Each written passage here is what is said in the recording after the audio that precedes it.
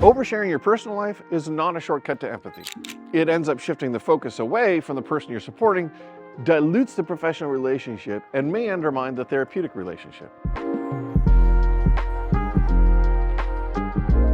Empathy is about understanding and validating the person you are supporting's experiences, not about sharing your own. Here's why oversharing is problematic. Number one, empathy centers on the program participant's experience. Empathy involves listening deeply, understanding the person's feelings, and reflecting that understanding back to the person. When a worker shares too much about their own personal life, it risks diverting attention away from the other person's story. This shift can make the person feel unheard or devalued. Two, we got to maintain professional boundaries. Boundaries are essential in this work to create a safe, professional, and therapeutic space for people that are supported.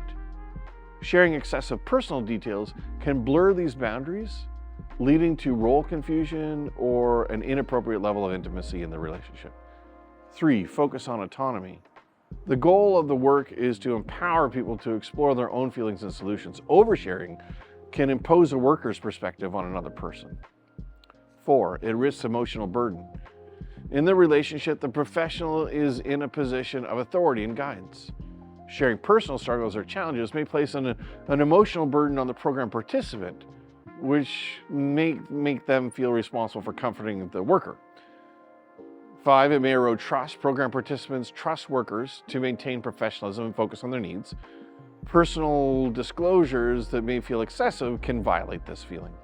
Six, empathy is built through active listening. Program participants feel empathized with when they are fully heard, validated, and supported. Talking about your personal life may interrupt active listening and create a dynamic where the worker dominates the conversation. Seven, it can trigger or alienate program participants.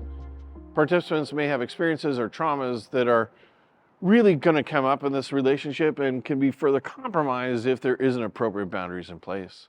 And eight, it reduces reflective practice opportunities. Effective workers reflect on their motivation for sharing and ensure that their disclosure serves the person's best interests. When oversharing, it can actually disrupt that process as well.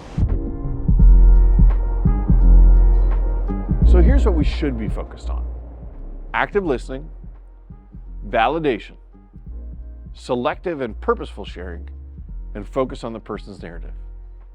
True empathy in this work comes from understanding and responding to the person's experiences, not from sharing your own. Oversharing can dilute the focus on the personal and professional boundaries. It can also disrupt the practice of effective trust development and human connection. So, oversharing is not a shortcut to empathy. Thanks for watching. Please consider subscribing.